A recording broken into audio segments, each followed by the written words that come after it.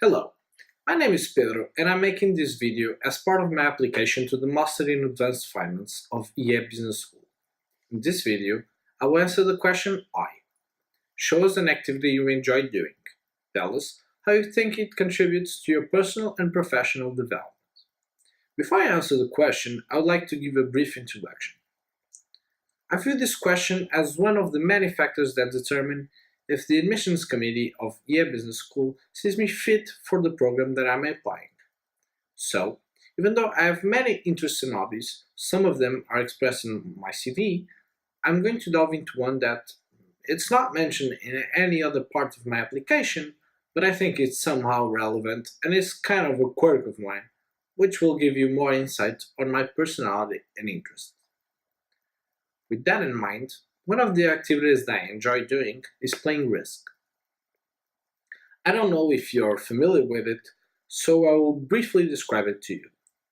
Risk is a strategy board game for 2 to 6 players, and depending on what type of version you play, the objective could be conquering the whole world or accomplish a certain secret objective defined at the beginning of the game.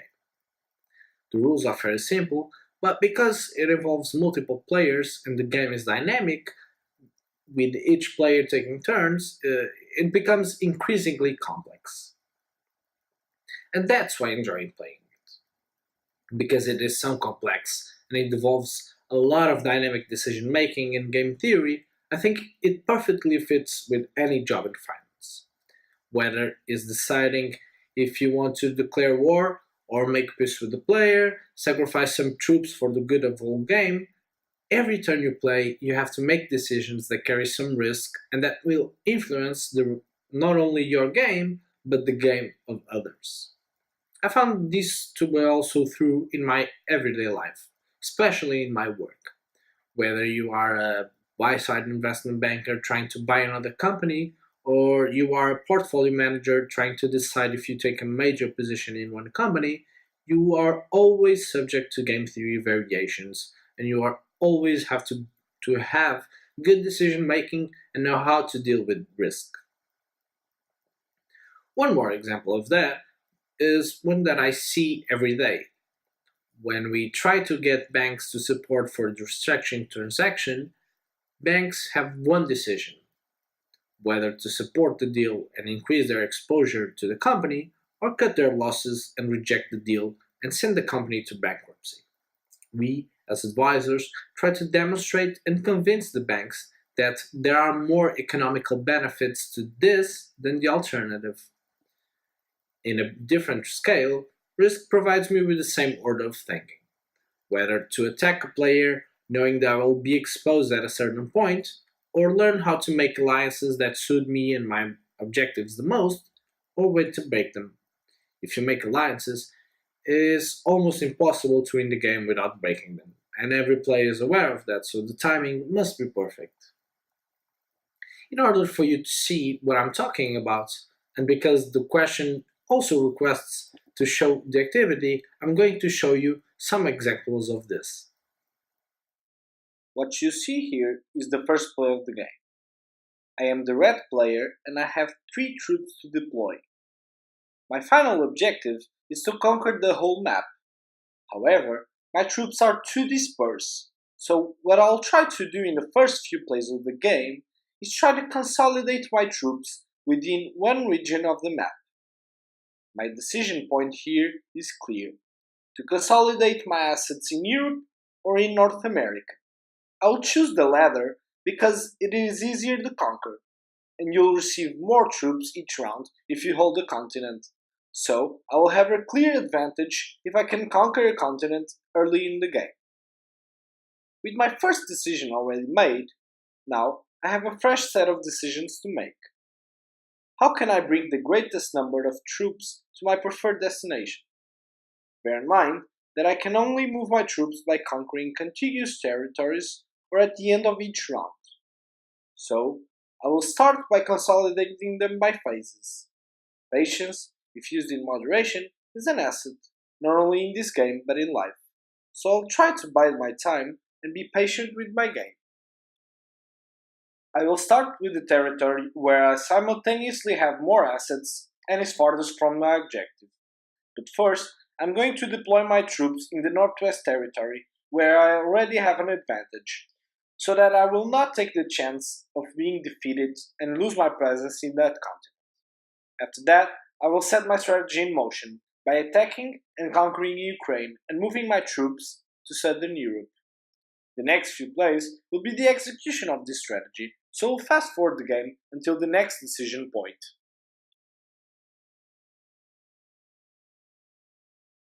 In this round, I face a different dilemma. The purple player has conquered South America, and my territories are far from it. But if I let the player keep the continent, he will be awarded more troops each turn he plays. So, it's in the game's best interest, not only for me but for the other players as well, to attack him and conquer a territory inside the continent, so that he doesn't hold the whole continent in his turn. So, and against my original strategy of patience, I will risk some of my troops so that I don't let another player go stronger, especially so close to my territories.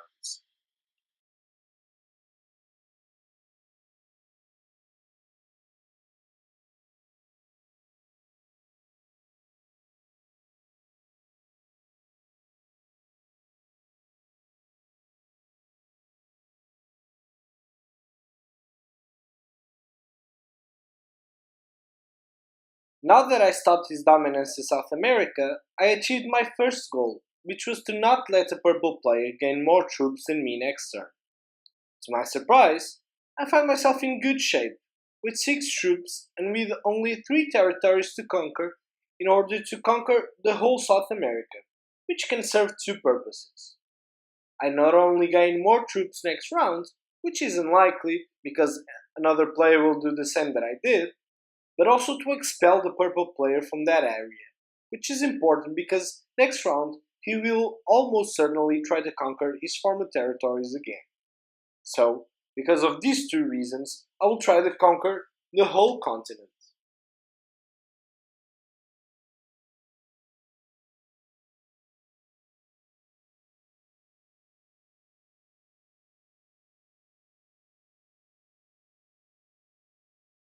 At the end of my turn, I'm gonna secure my borders by transferring troops to Brazil, the only direct point of entry to the continent, in order to secure my advantage for the next round. After another round, I find myself in another delicate situation. South America is secure, giving me a fixed stream of troops every turn, but the orange player is now a danger to my dominance in the American continent, with 8 troops in the eastern United States. With that territory, he can easily strike South America. So, my decision is to again consolidate troops, this time in Greenland, and strike first. My first goal is to conquer the eastern US, which combined with the western US that I already have, will serve as a first line of defense to South America.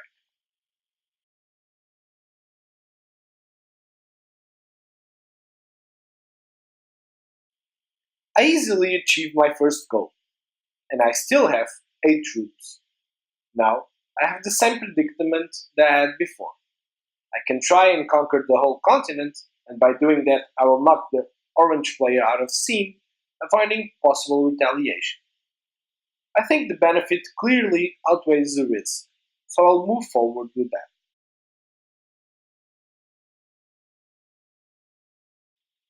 Luckily, I achieved my secondary goal, and I finished my turn with 2 continents and well positioned to keep them. We have now fast forwarded to my next turn. The scenario is much better now. I have full control of 2 continents, which have awarded me with 22 troops to deploy. It's a comfortable situation, especially because I am the only player to even have one continent under control. So, I will use my troops to reinforce my weak points, the borders of North America to Asia, South America with Africa, and North America with Europe. It's worthy to notice that I chose these continents to conquer first exactly for this. They yield many troops and are relatively easy to defend. I have 3 borders to secure 2 continents. If I was in control of Africa, I'd still have 3 borders, but only one continent. So we can see now that it's important to take this in mind when first approaching our moves. I will now face a similar decision. I can try to conquer Africa, Europe, or Asia. Which one will be easier to conquer and defend? Africa, in my view, because Asia is too large and Europe very difficult to defend due to the amount of territories that can attack it. I will now try to slowly conquer Africa.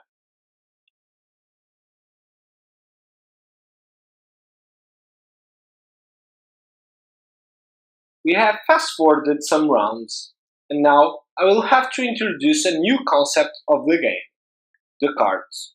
After each round, if a player conquers at least one territory, he or she is entitled to one card. You will always get one of 3 possible cards: soldier, cavalry, or an artillery card. When you get 3 of the same type, you can exchange them for more troops. When you defeat a player, which means that a player runs out of territories, the player that defeats him or her gets his or her cards. Which brings me to why I'm showing you this phase. The orange and the purple players are very much on the brink of losing the game. If I deploy my troops right, I can defeat them and take their cards. However, in doing that, I am not only dispersing my troops, I am almost certainly getting weak on one of my borders. So, the choice here is: should I trade my advantage position for even more troops? At first, I would say no, because I have a generous supply of troops coming in each turn, and so my numbers are healthy, even if I stay put and be patient. However, there's a second derivative of this choice. If I don't defeat them right away, there are 2 things that can happen. They start to grow again, or someone else might defeat them and take their cards. Increasing their power may be enough to be a threat to me. So, because of this, and because I'm very well positioned to fend off most attacks that may come, even if my position gets slightly unbalanced, I will try to defeat the purple and orange players in this turn.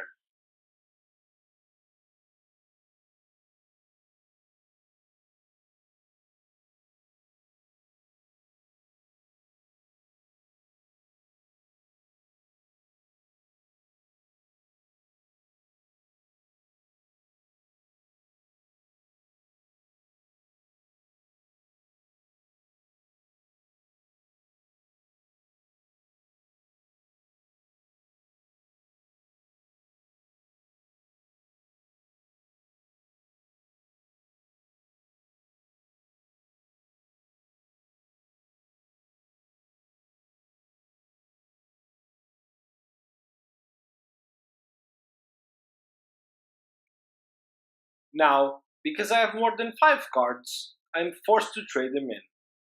I will use these extra troops to conquer the remaining territory of Africa and to once again reinforce strategic points. Afterwards, we will skip the video to my next turn.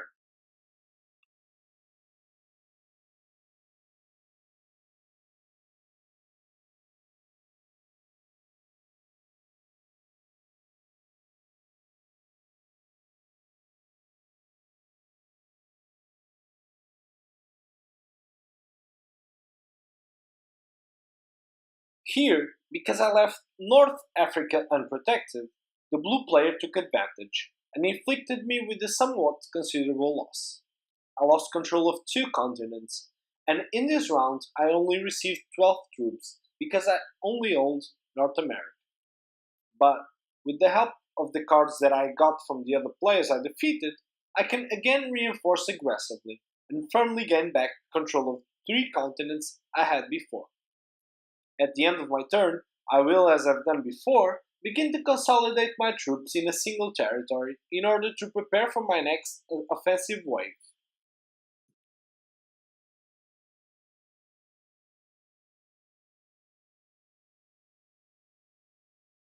After the other players made their moves, it's my turn again.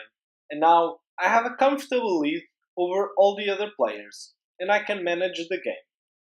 Now, the objective is to gain control of Europe, and at the same time, to try to manage my troops so that I utilize my assets efficiently, which means having the least possible amount of troops in the middle territories and maximizing the amount of troops I hold on the borders.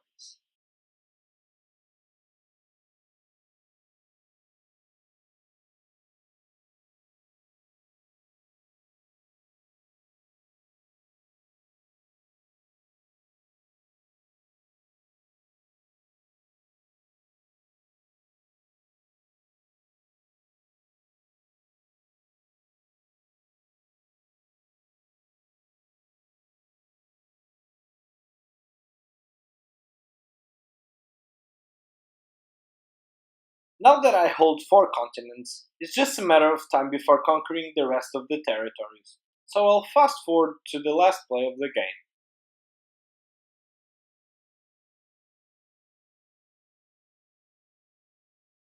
Now, there's not much to say. I have full control of the game, and it's just a formality. The only thing to do here is to move forward and end the game.